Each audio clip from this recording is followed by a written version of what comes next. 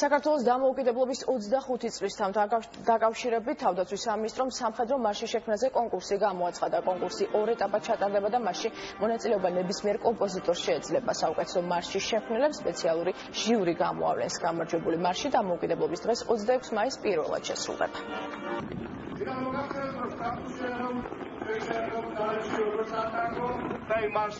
ქართველი სამხედრო უნდა დადიოდეს, უნდა აჩვენებდეს თავის შესაძლებლობას, უნდა წარდგეს ხალხის თუ დამთავრების წინაშე ქართული მუსიკის და მარშის ქვეშ. ეს ამაღლებს მის ბრძოლის უნარიანობას, ეს ამაღლებს მის მორალს, ეს ამაღლებს მის პატრიოტიზმს. პრეზიდენტი მხარს უჭერს კონკურსს, რომელიც გამოავლენს სწორედ გამარჯვებულ ქართულ მარშს და მთლიანობაში პროცესის შედეგად ჩვენ მივიღებთ არაერთ უნიკალურ ქართულ მარშს, რაც მნიშვნელოვანია. გამარჯვებული მარში შესრულდება დამოუკიდებლობის დღეს 26 მაისს.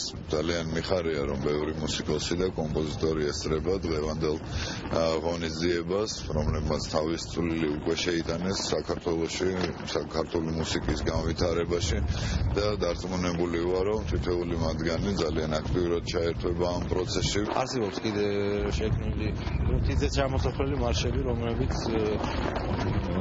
დიდი ხნის წინ შეიქმნა და მას შემდეგ არ დაწერილა და ამიტომ ძალიან სასარგებლო წამოწყებაა და მნიშვნელობა აქვს უდიდესი ამას თავისთავად, რომ 25 წლის თავ შევხვდეთ ახალი ქართული მარში.